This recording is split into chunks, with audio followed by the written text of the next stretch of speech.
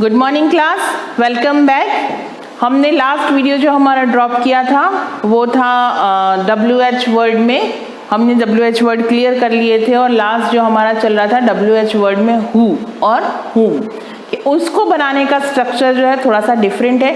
हम rest of जितने भी सेंटेंस है वहाँ पर बाय हम पीछे लगा रहे हैं, लेकिन हु सेंटेंस ऐसा है जिसमें बाय से ही हम सेंटेंस को स्टार्ट कर रहे हैं, यानी कि बाय हुम से ही। हु है तो हु चेंज होके बाय हुम में चेंज हो जाएगा और बाय हुम से ही सेंटेंस को हम स्टार्ट कर रहे थे। तो लास्ट जो मैं वहीं से स्टार्ट करूंगी जहां से लास्ट मैंने आपको एग्जाम्पल बताया था, हु कॉल्ड गीता। तो हम उसी एग्जाम्पल से वापस कंटिन्यू करते हैं ताकि अगर लास्ट क्लास एक बार आपका रिमाइंड हो जाए।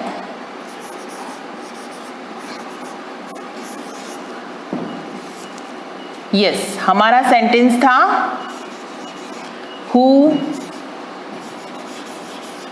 कॉल्ड गीता।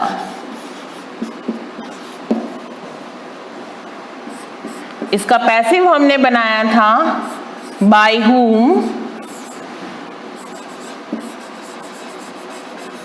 वॉज लगाया। वॉज इसलिए लगाया क्योंकि यहां पर वर्ब की सेकेंड फॉर्म यूज हो रही है, और वॉज इसलिए लगाया क्योंकि हमारा ऑब्जेक्ट भी जो है वो भी सिंगुलर सब्जेक्ट है। By whom was Gita called.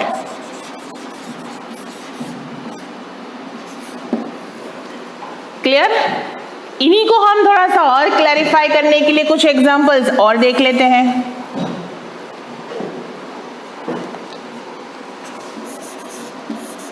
Who stall, stole मतलब चुराना। Who stole the pen. क्या बनाएंगे हम?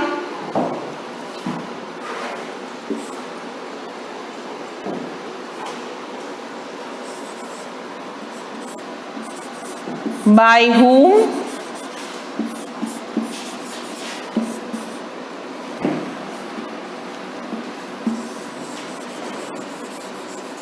by whom was the pen stolen?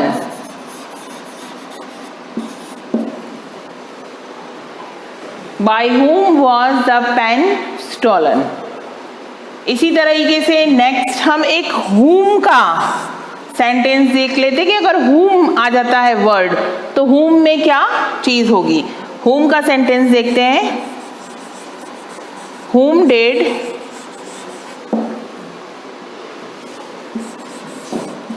you suggest?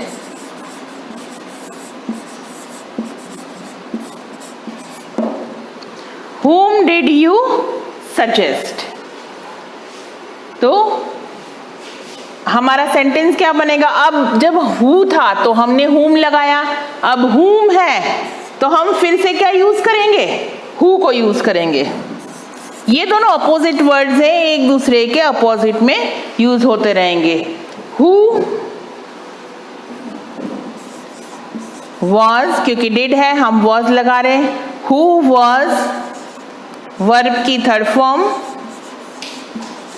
Suggested by you. देखिए फिर से हमने बाय पीछे लगाया। जब हुम यहां आ रहा है तो हु लगाया, हु लगाते में ही हम बाय यहां लगा रहे हैं। लेकिन अगर हु यहां होता तो बाय हुम से सेंटेंस स्टार्ट होता। तो ये कॉन्सेप्ट जो है वो अपने दिमाग में बिठा लेना है, यूं नहीं कि सिर्फ नोट डाउन करना है। कॉन्सेप्ट को अगर आप समझ लोगे तो आपको रूल्स को रटने की जरूरत नहीं पड़ेगी, वो ऐसे ही याद हो जाएंगे। यस, हम नेक्स्ट एग्जाम्पल ले लेते हैं।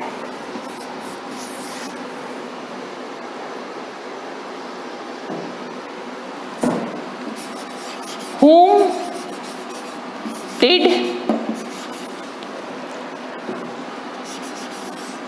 you see there? थोड़ा सा क्लियर नहीं दिख रहा होगा आपको, मैंने सेंटेंस बोल दिया है whom did you see there। अगर नोट नहीं किया हो या कुछ इश्यू हो रहा हो, आपको दिखाई नहीं दे रहा हो, तो आप सेंटेंस अपनी रजिस्टर में नोट कर सकते हैं whom did you see there। अब हम देखते हैं इसका पैसिव क्या बनेगा। whom की जगह हमें क्या लगाना था, who was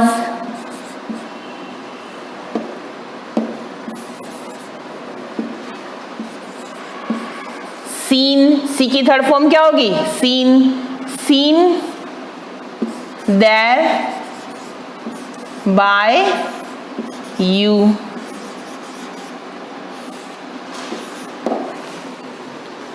क्लियर? एक दो सेंटेंस हम और देख लेते हैं। हम लास्ट एग्जाम्पल देख लेते हैं इसका, फिर से हम एक हु का सेंटेंस देख लेते हैं। Who has taken my pen. फिर से वही हु से है, तो हम स्टार्ट किससे करेंगे, बाय हुम से। तो by whom has my, by whom has my pen been taken। Clear?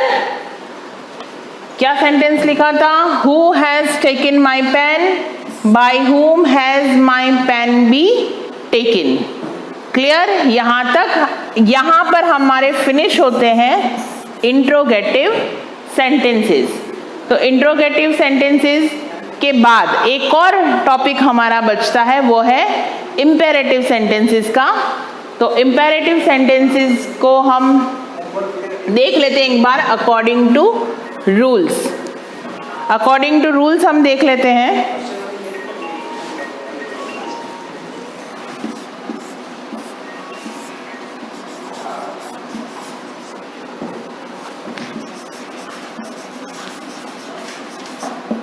imperative sentences। Yes, imperative sentences की एक छोटे से सेंटेंस होते हैं और बहुत इजी है सीखने में भी। इसमें दो ही चीजें होती हैं, वर्ब और ऑब्जेक्ट, कुछ भी इसमें दूसरा नहीं दिया होता। अब हम इसको बनाएंगे कैसे? इसको बनाने के लिए हमें सबसे पहले यूज करना होगा वो है लेट। लेट प्लस ऑब्जेक्ट जो यहां दे रखा है, right? Let plus object plus be. अब यहां पर हमारा बी ही रहेगा, हम बाय इन सेंटेंस में यूज नहीं करेंगे। फिर से मैं मेंशन करवा दूं, और देन वर्ब की थर्ड फॉर्म। यस, इन सेंटेंस को मैं फिर से आपको मेंशन करवा दूं, जिन सेंटेंस में सिर्फ वर्ब और ऑब्जेक्ट दे रखा है, यानी कि सब्जेक्ट से स्टार्ट नहीं हो रहा, वो सेंटेंस स्टार्ट हो रहा है वर्ब से स्टार्ट हो रहा है और पीछे का ऑब्जेक्ट ही दे रखा है। वो सेंटेंस स्टार्ट होगा जब पैसिव में चेंज होगा, तो पैसिव में चेंज होने के लिए लेट, फिर ऑब्जेक्ट, फिर बी और वर्ब की थर्ड फॉर्म लगेगी, उसमें कोई भी बाय वगैरह यूज नहीं होगा। अब हम एक एग्जांपल देख लेते हैं इसका। Post this letter. ठीक है, ये क्या है? वर्ब। पोस्ट करना, चिट्ठी हम पोस्ट करते ना, पोस्ट करना यानी दिस लेटर, ये हमारा हुआ ऑब्जेक्ट। ठीक है, अब हम इसको सॉल्व कर लेते हैं। मैंने पहले ही कहा था वर्ब और ऑब्जेक्ट होगा, यहां पे भी वर्ब ऑब्जेक्ट है। अब सबसे पहले हमें क्या लेना है? लेट। तो जब हम इसको पैसिव में बनाएंगे तो स्टार्ट करेंगे लेट से। लेट ऑब्जेक्ट क्या हमारा, this letter, let this letter, फिर क्या लगाना है, बी, बी, और वर्ब की थर्ड फॉर्म, वर्ब क्या थी हमारी, पोस्ट, पोस्ट की थर्ड फॉर्म क्या हो जाएगी, posted. Let this letter be posted. तो ये मैं इस वीडियो को यहीं पे क्लोज कर रही हूँ कि इसके जो जितने भी रेस्ट ऑफ एग्जाम्पल्स हैं और एक और छोटा सा पॉइंट बचता है, वो जो भी है वो हम यूज़ करें नेक्स्ट वीडियो में, उसको सॉर्ट आउट करेंगे। तब तक आप इस कॉन्सेप्ट को समझें और घर पे प्रैक्टिस करने की कोशिश करें। Thank you.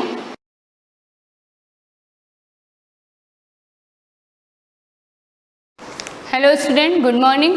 Last previous class में आपने क्या पढ़ा था, परफेक्ट स्क्वायर, रूट स्क्वायर तो मैंने आपको बहुत काफ़ी टाइम पहले पढ़ा दिया था। स्क्वायर रूट के बारे में पढ़ा था, जिसमें 3 मेथड भी हमने यूज़ किए थे, वो भी मैंने आपको सिखाए थे इसमें। अब उसके बाद मैंने आपको एक क्वेश्चन बताया था कि किस टाइप से उसको मल्टीप्लाई करेंगे कि वो एक परफेक्ट स्क्वायर बन जाता है। तो आज हम इसमें एक क्वेश्चन एक और है आपके एडिशनल कि ऐसा कौन सा स्मॉलेस्ट नंबर हम यूज़ करेंगे कि वो एक परफेक्ट स्क्वायर बन जाएगा।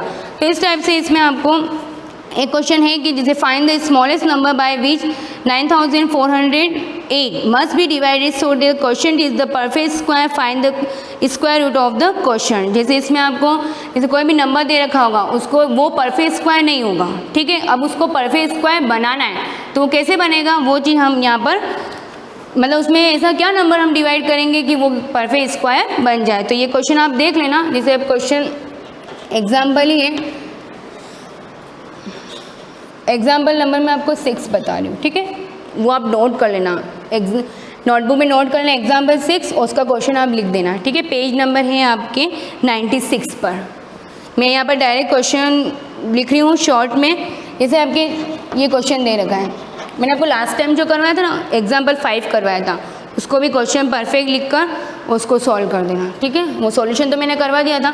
अब जैसे ये है 9408 इज, अब आपको ये बताना है कि is a perfect square, no. अगर नहीं होगा तो ऐसा कौन सा नंबर हम डिवाइड करेंगे कि ये परफेक्ट स्क्वायर बन जाए, ठीक है। अगर मल्टीप्लाई पूछे तो मल्टीप्लाई तो मैं आपको बता दिया था मल्टीप्लाई वाला। अब इसको सबसे फर्स्ट आपको चेक करना है कि ये परफेक्ट स्क्वायर है या नहीं। तो क्या करेंगे हम, फैक्टर मेथड यूज़ करें, है ना। क्या यूज़ करेंगे हम, फैक्टर मेथड। इसमें आपको जब भी स्मॉलेस्ट नंबर से कुछ फाइंड डिवाइड करना हो तो आपको इसमें फैक्टर मेथड ही यूज़ करना है। कौन सा मेथड यूज़ करना है, सबसे बेस्ट फैक्टर मेथड ही है, ठीक है। वैसे तो आपको डायरेक्ट पता लग रहा है कि 8 आ रहा है लास्ट में, तो इसका मीन्स ये परफेक्ट स्क्वायर नहीं है किसी का। बताया था ना कि यूनिट डिजिट 2, 3, 7 और 8 हो तो वो आपके परफेक्ट स्क्वायर नहीं होगा, तो किसी भी नंबर का, ठीक है। तब इसमें देखना 9408 दे रखा है, ठीक है। सबसे फर्स्ट हम क्या करेंगे, इवन नंबर है तो इवन है तो 2 से ही डिवाइड करेंगे, तो इसका आंसर आ जाएगा आपके 4704, क्लियर। उसके बाद अगेन 2 से डिवाइड करेंगे, 2 टाइम 3 ये हो जाएगा 5 और 2, क्लियर।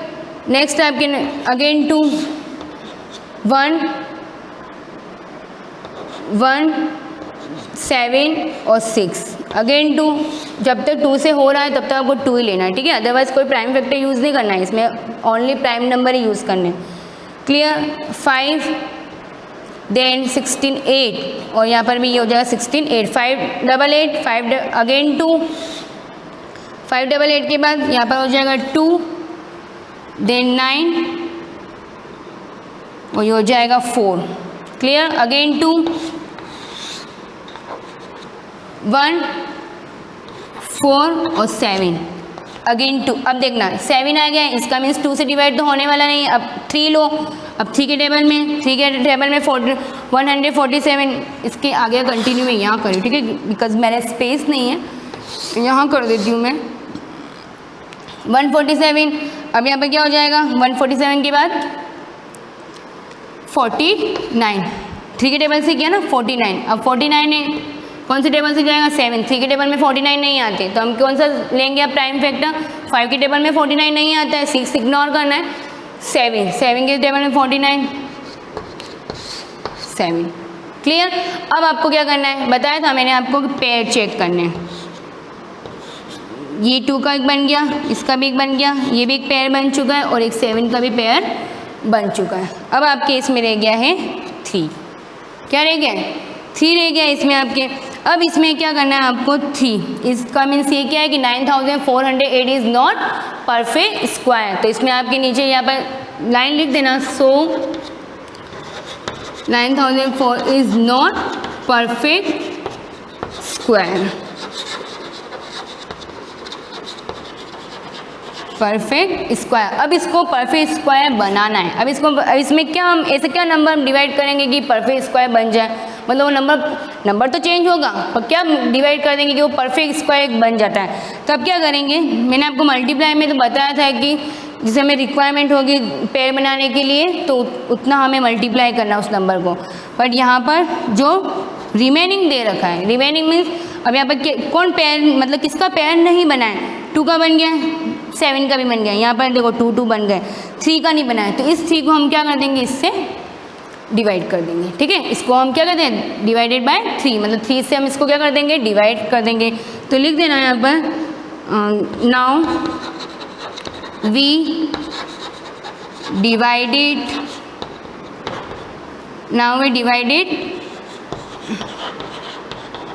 बाय 3। ये अब इसको डिवाइड कर देना, 3 से इसको क्या हो जाएगा, डिवाइड करेंगे। तो डिवाइड करने पर आपके आंसर आ जाएगा 3136। डिवाइड करके देखना, ठीक है, 9408 का डिवाइड करके आप देखना, तो ये आपके आंसर आएगा 3136। क्लियर। और 3166। अब इसमें ये भी पूछा है कि ये इस परफेक्ट स्क्वायर लास्ट में 6 आ रहा है, इसका मीन ये किसी नंबर का परफेक्ट स्क्वायर है। अब इसका भी आपको क्या परफेक्ट स्क्वायर, अब किसका ये परफेक्ट स्क्वायर, तो इसके लिए हम क्या फाइंड करेंगे, रूट फाइंड करेंगे। और इसका भी आपको क्या फाइंड करना है, रूट फाइंड करना है। तो सो अब यहाँ पर लिखना है आपको कि ये इज द परफेक्ट, लिख देती हूँ मैं, ये सिस्टमेटिक करोगे तो ये आपको समझ में आएगा, is perfect square, perfect square. ठीक है। अब यहाँ पर 3136 का आपको क्या करना है, इसका परफेक्ट स्क्वायर, इसका क्या, ये परफेक्ट स्क्वायर किसी का 6 है, ये इसका आपको क्या करना है, रूट फाइंड करना है। ठीक है। और रूट फाइंड करने पर इसका आंसर आएगा आपके 56। क्या हो जाएगा, 56। अब ये कैसे फाइंड किया, पता है ना, ये मैं आपको यहाँ पर बस शो करके नहीं बता रही, बट आपको ये सब रफ में करके देखना है कि ये किसका आ रहा, ये किसका रूट है, ये किसका परफेक्ट स्क्वायर है, तो 56 का परफेक्ट स्क्वायर है। क्लियर। तो इस टाइप से आपको इसमें डिवाइड और मल्टीप्लाई वाले दोनों क्वेश्चन कौन सा भी आपको फाइंड करने के लिए पूछ सकते हैं कि ये आपको इस मतलब मल्टीप्लाई कैसे करेंगे या डिवाइड कैसे करेंगे। ठीक है। ये दोनों क्वेश्चन आप देख लेना, एग्जाम्पल नंबर 5 और एग्जाम्पल नंबर 6। यस। अब नेक्स्ट देखना, अब मैंने आपको लास्ट नहीं, उससे लास्ट मैंने आपको बताया था, last before division method. Division method में मैंने आपको इसमें डिवीज़न लॉन्ग डिवीज़न मेथड बताया था। लॉन्ग डिवीज़न में आपके और भी देखना, जैसे पेज नंबर आपके 97 पर और भी दे रखे हैं। मैंने आपको होमवर्क भी दिया था कि जो भी एक्सरसाइज के जो भी आ रहे हैं लॉन्ग डिवीज़न मेथड वो आपको होमवर्क में करने। अब इसमें देखना, जैसे बाई चांस कभी कभी अपॉन में भी, अपॉन मीन्स रेशनल नंबर में भी कभी जैसे रूट फाइंड करने को आपको बोल दे कि आपको रूट फाइंड करना है।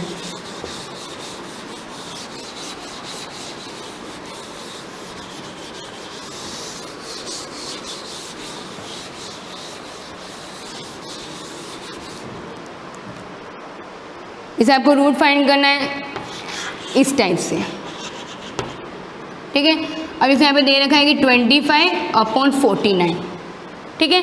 ये रेशनल नंबर में, ये सिंपल रेशनल नंबर में, और इसमें ये दे रखा है कि इसको आपको सॉल्व करना है। मीन्स ये साइन आ गया, इसका मीन्स क्या हो जाएगा, हमें रूट फाइंड करना है, वो भी स्क्वायर नॉट क्यूब, है ना।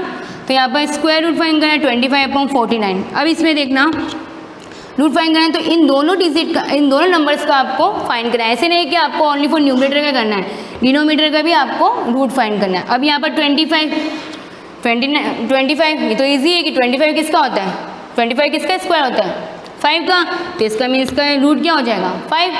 ये तो आप डायरेक्ट पता लगा सकते हो ना, ये तो सिंपल इजी रो, मैंने कहा था आपको कि 30 तक तो आपको लर्न करना ही है। और 49, अब 49 किसका है 7 का। अब ये जैसे ही हमने रूट फाइंड किया तो ये वाला साइन क्या हो जाएगा रिमूव, तो इसका आंसर क्या हो गया 5/7।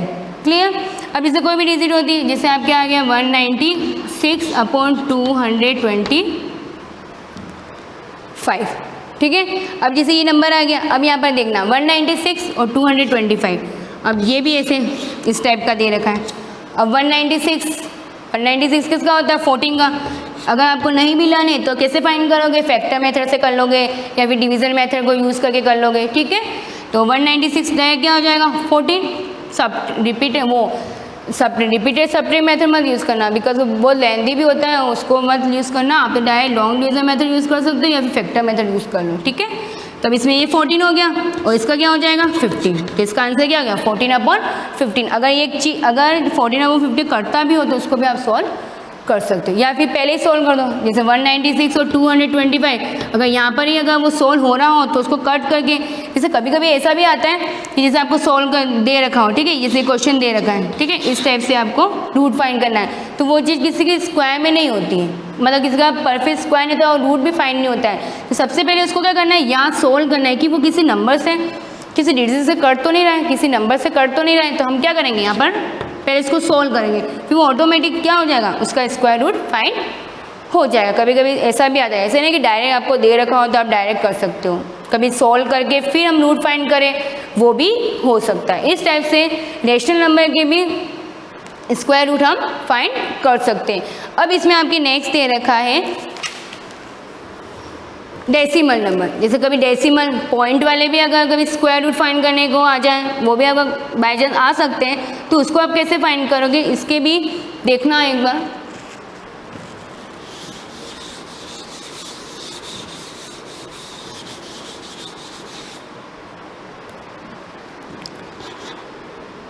जैसे कोई भी आपको नंबर दे रखा है,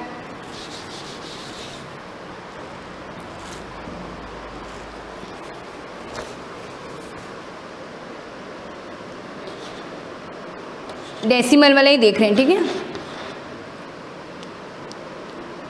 या लिख देना, टॉपिक लिख देना, to find root, square root ही हुआ, ऑफ अ डेसिमल नंबर, ठीक है। इसको भी हम डिवीज़न मेथड से ही करेंगे, इसको उस मेथड से नहीं करना है आपको, उससे भी कर सकते हैं पर वो पॉइंट रिमूव करके करना है, वो मैं आपको बता दूंगी। जैसे 2580.64 अब ये दे रखा है आपके। अब इसमें क्या हो जाएगा देखो, ये है। अब इसको सॉल्व करेंगे,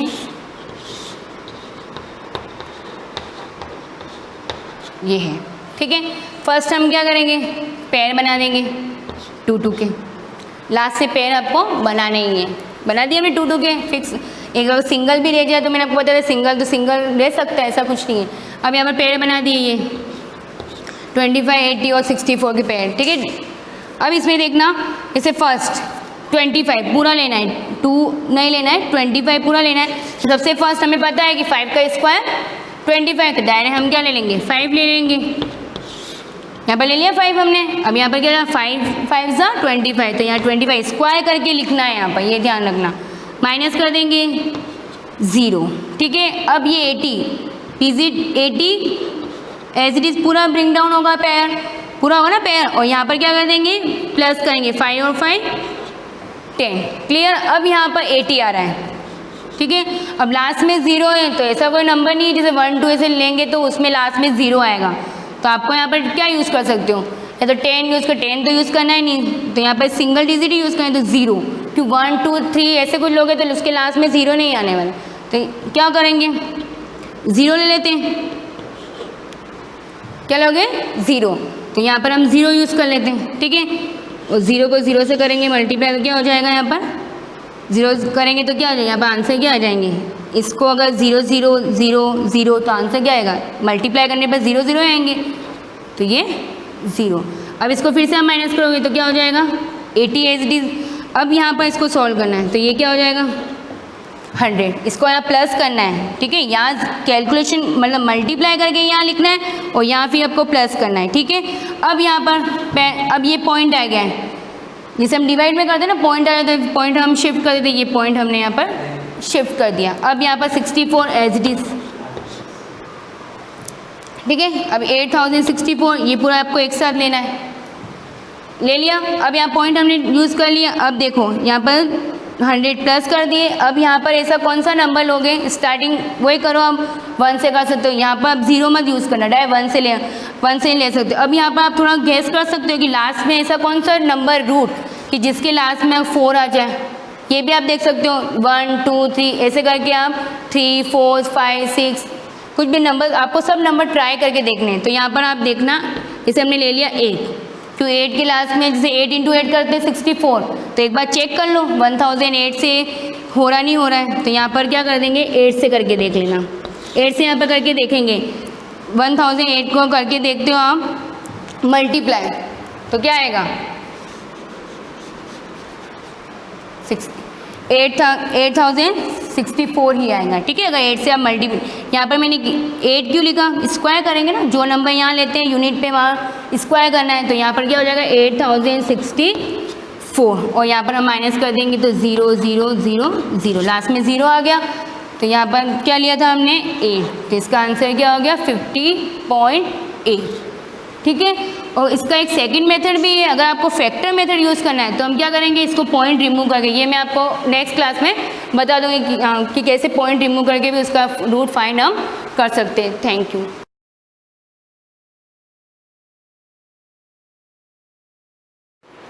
गुड मॉर्निंग स्टूडेंट्स, हम पॉलिटिकल साइंस के अंदर फर्स्ट चैप्टर पढ़ रहे थे द कॉन्स्टिट्यूशन ऑफ इंडिया। इसमें हम लोगों ने बहुत सारी चीज़ें पढ़ ली थी, कॉन्स्टिट्यूशन क्यों बनाया जाता है, क्यों आवश्यकता होती है, कैसे बनाया, इसका प्रेरेम्बल क्या था, वो सारी चीज़ें पढ़ ली, बेसिक वैल्यूज़ भी पढ़ लिए थे। अब कुछ इसके साइलेंट फीचर्स आते हैं कि कुछ इम्पोर्टेंट फीचर्स जो हमारे कॉन्स्टिट्यूशन के हैं, जिसके थ्रू हम कह सकते हैं कि हमारे देश की डेमोक्रेटिक गवर्नमेंट जो है वो बहुत अच्छे से काम करती है। उसमें मैंने आपको एक ही पॉइंट पढ़ाया था, फर्स्ट फेडरलिज्म, यानी कि जो सरकार के जो पावर से जो शक्तियाँ है उसका क्या कर रखा है, बंटवारा कर रखा है, उसको हम फेडरलिज्म गवर्नमेंट मानते हैं। नेक्स्ट पॉइंट अपने जो आता है पार्लियामेंट्री फॉर्म ऑफ गवर्नमेंट, यानी कि संसदात्मक शासन, जो कहाँ पर है, अपने इंडिया में है। इसमें भी मैंने आपको बेसिक पूरा बता दिया था लोकसभा क्या होती है, राज्यसभा क्या होती है, कितने मेंबर्स होते हैं, कितने टर्म के लिए उनका इलेक्शन होता है, किस प्रकार का उनका इलेक्शन किया जाता है, कैसे वो लोग सेलेक्ट होते हैं, ये सारी चीज़ें अपने क्लियर हो गई थी। अब देखो इसमें कुछ दे रखा है डिफरेंट, तो देख लेते हैं। This arrangement is the people electing their representative to the parliament, central और यूनियन लेजिस्लेचर। देखो दे रखा है यहाँ पर दिस अरेंजमेंट, इसमें क्या होता है, he is the people electing their representative. हम लोग जो इलेक्शन के थ्रू जिसको इलेक्ट करते हैं वो कौन होते हैं, हमारे रिप्रेजेंटेटिव, जिनको हम क्या कहते हैं, हमारे प्रतिनिधि कहते हैं। टू द पार्लियामेंट, वो इलेक्ट होकर कहाँ जाएंगे, या तो एमएलए की पोस्ट पर, अगर सेंट्रल गवर्नमेंट का इलेक्शन है तो वो एमपी बनेंगे, मेंबर ऑफ पार्लियामेंट, और अगर स्टेट का इलेक्शन हो रहा है तो वो एमएलए बनेंगे, member of legislative assembly, which consist of 2 house. अब पार्लियामेंट के अंदर आपको ध्यान रखना है, बहुत इंपॉर्टेंट बात होती है, आपको ये पता होना चाहिए कि पार्लियामेंट में कितने हाउसेस होते हैं। तो पार्लियामेंट में 2 हाउसेस होते हैं, एक और माना जाता है प्रेसिडेंट, लेकिन उसका इतना नाम नहीं आता है, वो क्या होता है, नाम मात्र का होता है। तो यहाँ पर अपने जो मेन माने जाते हैं वो क्या माने जाते हैं, 2 हाउसेस माने जाते हैं, राज्यसभा एंड लोकसभा। राज्यसभा को उच्च सदन कहा जाता है, लोकसभा को निम्न सदन कहा जाता है, इसको विद्वानों का सदन भी कहा जाता है और इसको लोगों का सदन कहा जाता है। ये क्यों कहा जाता है, ये मैंने आपको कल समझाया था। इन the parliamentary form of governance the president is only constitutional head. देखो आ गया यहाँ पर, इन द पार्लियामेंट्री फॉर्म, जहाँ पर संसदात्मक शासन चलता है, सभी कंट्रीज़ में संसदात्मक शासन नहीं चलता है, वहाँ पर पार्लियामेंट का हेड प्रेसिडेंट हो कोई ज़रूरी नहीं है, और होता भी है तो वहाँ पर प्रेसिडेंट ही हेड होता है, सारा काम जो करता है वो प्रेसिडेंट ही करता है। जैसे अमेरिका में राष्ट्रपति ही हेड होता है और काम भी कौन करता है, राष्ट्रपति ही करता है। लेकिन अपने यहाँ पर क्या होता है, कॉन्स्टिट्यूशनल हेड कौन है, प्रेसिडेंट है, लेकिन काम कौन करता है, प्राइम मिनिस्टर करता है। In the parliamentary form of governance, the president is only a constitutional head of the executive. Executive who act only with the aid and advice of the real political executive. क्या दे रखा है? Who act only, वह क्या काम करता है? With the aid and advice. Advice का मीन्स क्या होता है? सलाह देना. तो प्रेसिडेंट क्या करता है? जो रियल पॉलिटिकल एग्जीक्यूटिव है उसको क्या करता है? सलाह देने का काम करता है, और ये भी पीएम के ऊपर डिपेंड करता है कि वो उसकी सलाह को माने या नहीं माने. द प्राइम मिनिस्टर, अब कौन आता है इसमें? रियल पॉलिटिकल एग्जीक्यूटिव के अंदर कौन आएगा? Prime minister and council of minister. Council of minister का मतलब होता है कैबिनेट मंत्री, और कैबिनेट में मंत्री कौन होते हैं? जिनको हम इलेक्शन के थ्रू हम भेजते हैं. वही मिनिस्टर अलग अलग उनको डिपार्टमेंट दिया जाता है, और उनमें से कुछ मिनिस्टर कैबिनेट मंत्री के अंदर आते हैं. काउंसिल ऑफ मिनिस्टर, या इनको कह सकते हैं कैबिनेट मंत्री, तो उनकी और अलग अलग डिपार्टमेंट हो जाते हैं. यहाँ पर कह सकते हैं मंत्री परिषद. हिंदी में लिख देना आप लोग को लिखना हो तो काउंसिल ऑफ मिनिस्टर, मंत्री परिषद. मंत्रियों की जो सभा होती है वो क्या काम कौन करते हैं? वो लोग करते हैं, और प्राइम मिनिस्टर करते हैं. और एडवाइस देने का काम कौन करता है? जो कॉन्स्टिट्यूशनल हेड होता है, और ये पोस्ट अपने इंडिया में है प्रेसिडेंट की, तो वो ये काम करते हैं. The council of minister is collectively answerable to the parliament. अब यहाँ पर काउंसिल ऑफ मिनिस्टर जो मंत्री परिषद होती है वह सभी कार्यों के लिए क्या होती है? उत्तरदायी होती है. काम कौन कर रहा है? जो काम कर रहा है वही जवाब देगा किसी.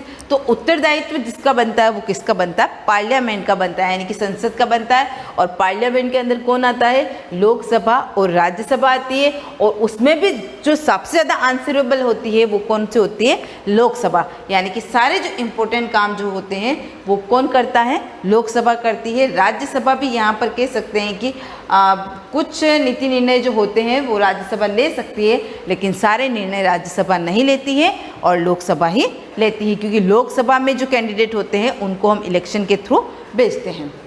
नेक्स्ट दे रखा है सेपरेटिशन ऑफ पावर्स. अब वहाँ पर फर्स्ट जो पॉइंट पढ़ा था फेडरलिज्म, वहाँ पर तो क्या कर रखा था? शक्तियों का बंटवारा कर रखा है. और यहाँ पर क्या कर रखा है? जो पावर्स है हमारे गवर्नमेंट के 3 पार्ट कर रखे हैं, उनके जो पावर्स है उनको क्या कर रखा है? सेपरेट अलग अलग बांट रखा है कि सभी जो अलग अलग पार्ट है उनको अपना अपना काम करना है. The Indian constitution defines the 3 organs of the government of India. क्या दे रखा है? 3 ऑर्गन्स, यानी कि 3 अंग है हमारे सरकार के. And assign each organ specific and distinct responsibilities and power. दे रखा है हर ऑर्गन का, ईच ऑर्गन, प्रत्येक ऑर्गन का अलग अलग काम होता है और अलग अलग उनकी रिस्पॉन्सिबिलिटीज़ होती है, जो उनको क्या करनी पड़ती है? उसके अकॉर्डिंग उनको फॉलो करना पड़ता है, और उसी के अकॉर्डिंग उनको काम करना पड़ता है. दिस ऑर्गन्स आर, अंडरलाइन कर देना, लेजिस्लेचर, एग्जीक्यूटिव एंड जुडिशरी. ये 3 पार्ट होते हैं, legislature, executive and judiciary. First दे रखा है legislature. The elected representatives of the people constitute the legislature. क्या दे रखा है? द इलेक्टेड रिप्रेजेंटेटिव, जो भी हम जिनको भी हम इलेक्ट करके भेजते हैं वो लोग क्या मिलकर क्या बनाते हैं? लेजिस्लेचर बनाते हैं. This organ of government it is a paramount importance in the parliamentary system.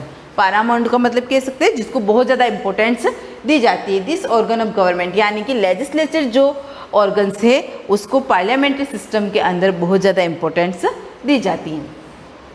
As it makes all union laws and control the executive. क्या दे रखा है? एज इट मेक्स, सारे जो यूनियन लॉज होते हैं, जो सेंट्रल गवर्नमेंट पे जो कानून बनते हैं उनको बनाना, एंड कंट्रोल द एग्जीक्यूटिव. और एग्जीक्यूटिव यानी कि जो भी कार्य आप कर रहे हो, कार्यपालिका कह सकते हैं इसको, जो भी कार्य आप कर रहे हो उसको कंट्रोल करना, ये सारे काम कौन करेगा? लेजिस्लेचर करेगा. अब काम तो यहाँ पर हो गया, कानून यहाँ पर बन गया. जैसे अभी अपन ने इसी लेसन में पढ़ा था, कॉन्स्टिट्यूशन अपना बन गया था, एनेक्टेड तो हो गया था, एडॉप्ट अपन ने कर लिया था, लेकिन इसको इम्प्लीमेंट कब किया था अपन? तो यहाँ पर भी कानून यहाँ पर बन गया है, लेकिन उसको इम्प्लीमेंट करवाने का काम कौन करता है? एग्जीक्यूटिव करता है. कौन सा ऑर्गन करता है? एग्जीक्यूटिव. कानून इन्होंने बना दिया, उसको लागू करने का जो काम है वो कौन करेगा? एग्जीक्यूटिव करेगा. It is responsible for implementing. दे रखा, implementing the laws and administrating the country through its ministerial department under the guidance and leadership of the prime minister. देखो क्या दे रखा है? It is responsible. इसके लिए कौन उत्तरदायी कि कौन सा कानून लागू होगा, क्या बना है क्या नहीं है? तो इसके लिए उत्तरदायित्व किसके ऊपर है? एग्जीक्यूटिव के ऊपर है, through its ministerial department. Ministerial department का मतलब मंत्रियों के अलग अलग डिपार्टमेंट्स होते हैं। सारे जो प्रतिनिधि हम इलेक्ट करके भेजते हैं, सभी प्रतिनिधियों को कोई न कोई पोस्ट दी जाती है, कोई न कोई काम। आप लोगों ने सुना होगा शिक्षा मंत्री, सूचना मंत्री, विदेश मंत्री, तो ये सारे जो मंत्री बनाए जाते हैं वही आते हैं मिनिस्ट्रियल डिपार्टमेंट के, क्योंकि उनको एक अलग अलग डिपार्टमेंट दे दिया जाता है अंडर द गाइडेंस, उनके गाइडेंस में and leadership of prime minister. Prime minister के नेतृत्व में, प्राइम मिनिस्टर के लीडरशिप में किसी भी कानून को क्या किया जाता है? फिर इम्प्लीमेंट किया जाता है। बनाता कौन है? लेजिस्लेटर। इम्प्लीमेंट कौन करता है? एग्जीक्यूटिव। थर्ड पॉइंट आता है अपना जुडिशरी। जुडिशरी का मतलब कह सकते हैं न्यायपालिका, जो न्याय करने का काम होती है, और ये क्या होती है? फ्री एंड फेयर होती है, निष्पक्ष होती है, किसी प्रकार का कोई भी पक्षपात नहीं होता है।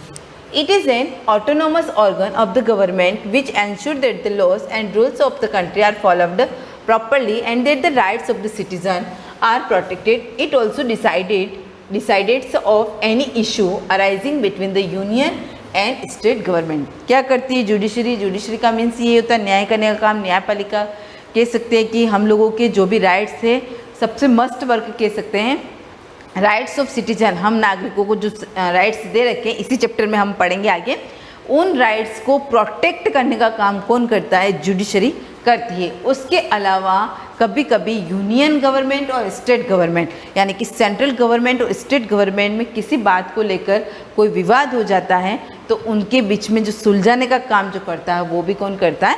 जुडिशरी डिपार्टमेंट करता है। तो ये 3 ऑर्गन्स आपको अच्छे से समझ में आ गए होंगे कि इसमें क्या दे रखा है और कौन। अब देखो इसमें क्या काम हुआ, इसने कोई इंटरफेयर नहीं किया, और ये तो बिल्कुल ही फ्री है। ये दोनों तो फिर भी एक दूसरे से कनेक्टेड रहते हैं, लेकिन जुडिशरी है जो बिल्कुल ही फ्री है, इसका इन दोनों से कोई भी लेना देना नहीं है। ये यहाँ पर निष्पक्ष है और किसी भी काम को करने के लिए किसी के भी अंडर में रहकर ये काम नहीं करते हैं, क्योंकि इनके अब जुडिशरी के अंदर क्या होता है, जो भी सुप्रीम कोर्ट के, हाई कोर्ट के जो भी जजेस होते हैं वो किसी इलेक्शन के थ्रू यहाँ पर नहीं बैठते हैं, तो वो किसी के अंडर में यहाँ पर नहीं रहते हैं। वो क्या होते हैं? निष्पक्ष होते हैं, बिना पक्षपात के काम करते हैं।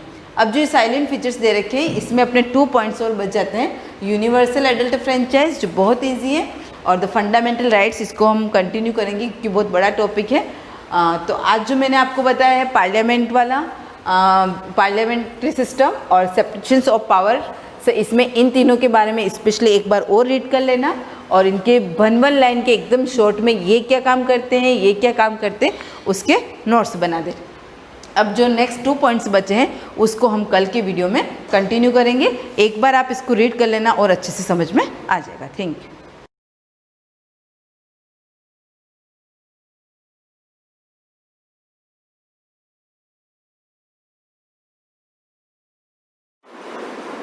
Good morning students.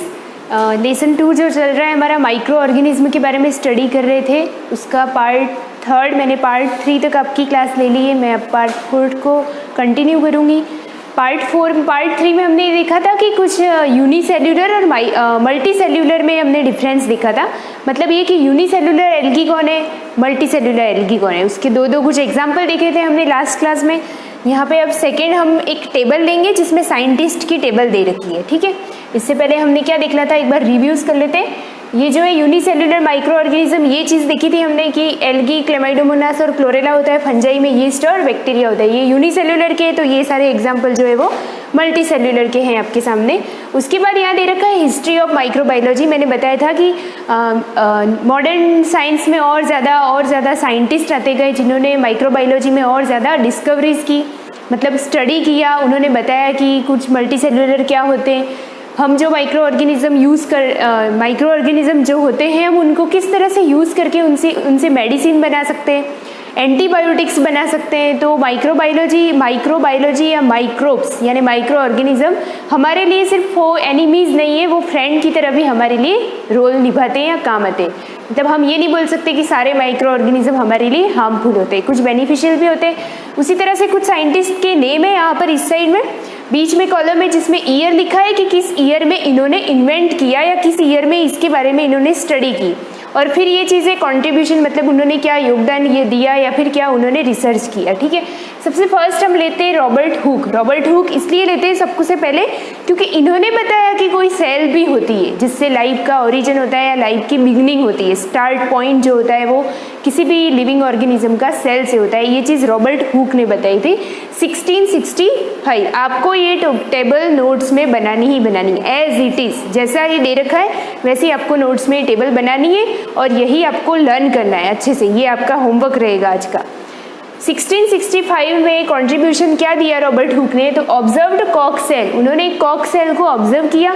Bacteria and spermatozoa using his on crude microscope, मतलब उनके हाथों से सेल्फ मेड जो माइक्रोस्कोप उन्होंने सबसे पहले अरेंज किया था, प्रॉपर एक अरेंज था वो जिसमें बहुत सारे पार्ट्स अलग अलग जोड़ के उन्होंने माइक्रोस्कोप बनाया था। तो उसके ज़रिए उन्होंने कॉक सेल, कॉर्क क्या होता है, जो प्लांट की बार्क होती है, प्लांट की जो छाल होती है ना, कड़क थोड़ी हार्ड सा होता है, वो जो हार्ड पार्ट होता है प्लांट के स्टेम पे लगा हुआ रहता है, ब्लैक पार्ट का जो आसानी से सेपरेट होता रहता है, जैसे जैसे बार्क बढ़ती जाती है वो सेपरेट होता है, वो होती है कॉर्क सेल। तो उन्होंने उस सेल का स्टडी किया। कॉर्क सेल में जो सेल्स होती है वो डेड सेल होती है, डेड सेल। तो उन्होंने सबसे पहले डेड सेल का स्टडी किया था। Bacteria and spermatozoa using his on crude microscope, उन्होंने इस चीज़ की स्टडी की। बाद में आए हमारे एंटोनी वॉन ल्यूवेनहॉक। ल्यूवेनहॉक इतना याद रखना आप, 1676 में आए ये 65 में आए, ये 76 में आए। इन्होंने क्या बताया, first to describe and sketch microbes, first to describe and sketch microbe, मतलब माइक्रोब को डिस्क्राइब किया, साथ में उसका स्केच बनाया कि वो कैसा दिखता है, कैसा हो सकता है, उसका स्ट्रक्चर के बारे में उन्होंने डिफाइन किया। लुइस पास्चर जो थे वो 1857 से 59 के बीच में इन्होंने अपना कंट्रीब्यूशन दिया या इन्वेंशन किया, डिस्कवरीज की या स्टडी की। Discovered that fermentation is caused bye yeast fungi, disproved the theory of spontaneous generation. अब आपको यहाँ इसका मीनिंग समझना ज़रूरी है, आपके लिए कुछ टर्म्स है जो अलग सी है और नई सी है। डिस्कवर्ड दैट फर्मेंटेशन यहाँ पे जो लिखा है, ये फर्मेंटेशन का मीनिंग क्या होता है, बाय यीस्ट लिखा है इसने, ठीक है। क्या होता है कि अनाज जो होता है, ग्रेन्स, जैसे वीट ले लिया या बाजरा ले लिया, बार्ले ले लिया, उसको क्या करते हैं कि बहुत ज़्यादा एयर की एब्सेंस में सड़ाते हैं। सड़ाने से जो प्रोसेस होती है और जो चीज़ बनती है और वो होता है अल्कोहल, यानी अनाज के सड़ाने से जो अल्कोहल बनाते हैं उस प्रोसेस को क्या बोलते हैं, तो फर्मेंटेशन बोलते हैं। फर्मेंटेशन का मतलब है एयर की एब्सेंस में चीज़ को वो सड़ाते हैं, सड़ाने के बाद वो फर्मेंट का मतलब ही होता है कि उससे जो स्मेल आती है अलग सी, वो जो चीज़ बनती है वो होता है अल्कोहल, C2H5OH, ठीक है। ग्लूकोज का एयर की या ऑक्सीजन की एब्सेंस में जब ब्रेकडाउन होता है तो बनता है इथाइल अल्कोहल।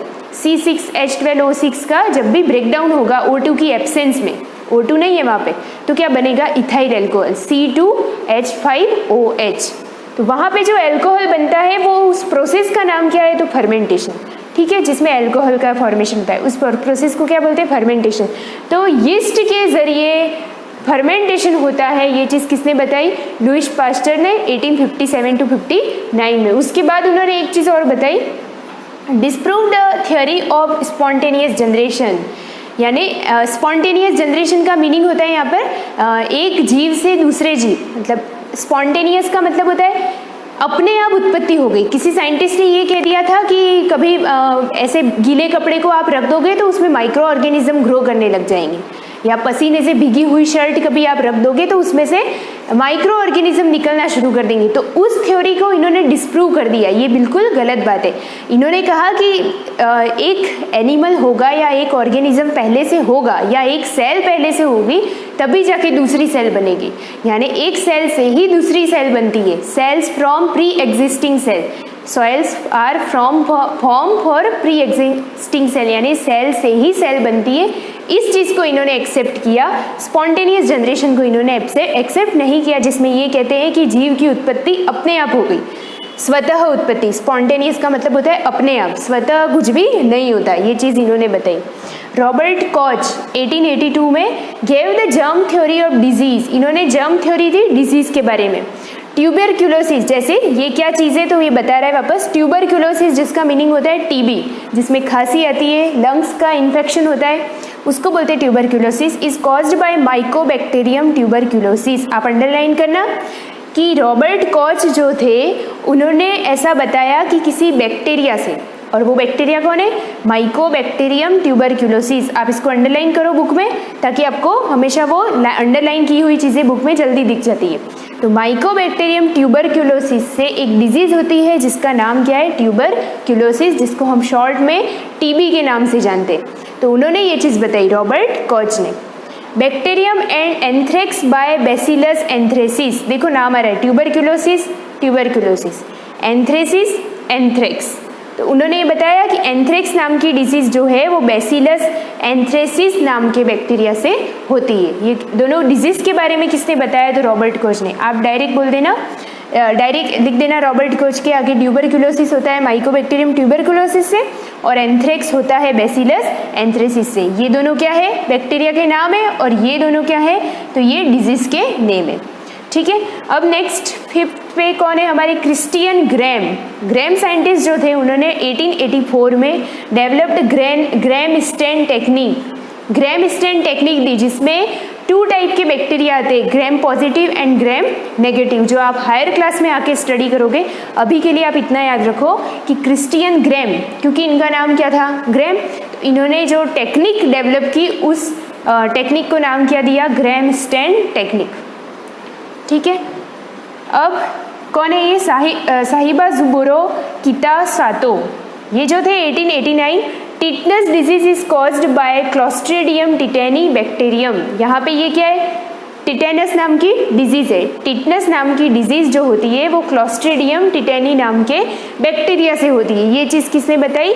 तो वो इन्होंने बताई, अलेक्जेंडर फ्लेमिंग। लास्ट 7 नंबर के साइंटिस्ट है फ्लेमिंग, अलेक्जेंडर फ्लेमिंग, 1929। ये बहुत ज़्यादा फेमस थे, इनका नाम हमेशा आता है। इन्होंने एक एंटीबायोटिक निकाली। एंटीबायोटिक तो आप समझते ही होंगे। एंटीबायोटिक ये होती है, हर मेडिसिन के साथ अपने डॉक्टर्स एक कोई भी डिजीज़ होती है ना, तो डिजीज़ की टैबलेट लिखते हैं, उसके साथ एक एंटीबायोटिक देते हैं और कहते हैं कि ये भी लेनी ज़रूरी है, उसी टैबलेट के साथ एंटीबायोटिक लेनी पड़ती है। तो एंटीबायोटिक का मीनिंग आपने वहाँ तक देखा होगा। कुछ एंटीबायोटिक ऐसे होती है जो डिजीज़ को मतलब हमारी बॉडी में डेवलप होने से पहले रोकती है, मतलब उस बीमारी को हमारे अंदर होने नहीं देती, उसको बोला जाता है एंटीबायोटिक। तो उन्होंने, अलेक्जेंडर फ्लेमिंग ने पेनिसिलिन नाम की एक क्या बनाई? एंटीबायोटिक बनाई।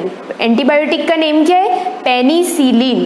पेनिसिलिन जो कि कहाँ से निकलती है? तो पेनिसिलियम नोटेटम। आप अंडरलाइन करना, पेनिसिलियम नोटेटम नाम का जो फंजाई होता है, फंगस, एक सिंगुलर है ना ये, इसलिए फंगस बोलते हैं इसको, पूरी कैटेगरी होती तो फंजाई बोलते हैं। तो पेनिसिलियम नोटेटम, इस नाम के फंगस से जो एंटीबायोटिक उन्होंने रिसीव की उसका नाम भी क्या रखा? पेनिसिलिन। पेनिसिलियम से पेनिसिलिन नाम की एंटीबायोटिक मिलती है जो हमारे मेडिकल एरिया में बहुत ज़्यादा काम आती है। इसके बाद क्या है? ये सारे डायग्राम्स दे रखे, ठीक है। इन डायग्राम्स में क्या चीज़ है एक्सप्लेन करते हैं हम, 2-3 देख लेते हैं, नेक्स्ट वाले बाकी की क्लास में देखेंगे। यहाँ पे जैसे दे रखा है types of bacteria, some type of bacteria. Bacterias जो होते हैं उनका शेप कैसा होता है, मैं स्ट्रक्चर बनाऊँ उससे अच्छा यहाँ पे दिख रहा है, और आप और अच्छे से क्लियर देखो तो आपकी बुक में दिख रहा होगा कलरफुल में, रॉड शेप। कुछ बैक्टीरियाज होते हैं जो रॉड शेप में होते हैं ऐसे। अब आपको बैक्टीरियाज यहाँ एयर में भी उड़ते हुए नहीं दिखाई देंगे, जबकि यहाँ पर प्रेजेंस है बैक्टीरिया, पर ये बैक्टीरिया आपको कहाँ दिखाई देंगे? सिर्फ माइक्रोस्कोप में, क्योंकि ये होते क्या है? साइज में माइक्रोज होते हैं। तो ये रॉड शेप के होते हैं, कुछ बॉल शेप के माइक्रो बैक्टीरिया ऐसे होते हैं, और कुछ स्पाइरल शेप के बैक्टीरिया कुछ ऐसे होते हैं। ये इनका शेप दे रखा है, ठीक है। नाम भी बहुत सारे होते हैं, बहुत सी कैटेगरी है।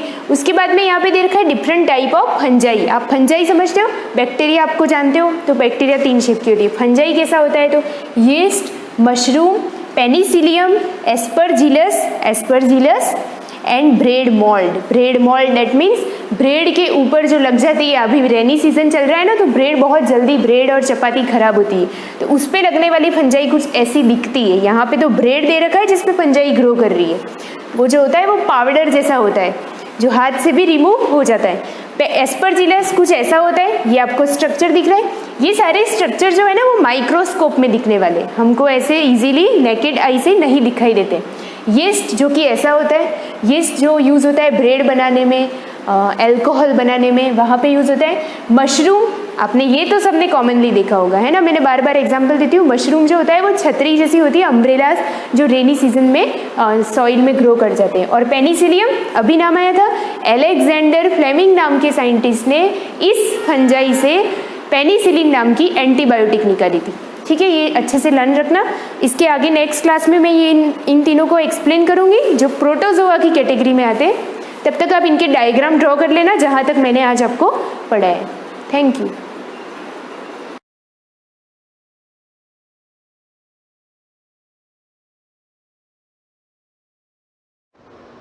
Good morning students. Lesson 3 plastic के बारे में हम पढ़ रहे थे। प्लास्टिक का उपयोग कहाँ कहाँ करते हम, और प्लास्टिक 2 प्रकार का होता है, वह भी पढ़ा था हमने, थर्मोप्लास्टिक, थर्मोसेटिंग प्लास्टिक। आगे है प्लास्टिक के कुछ अभिलक्षणिक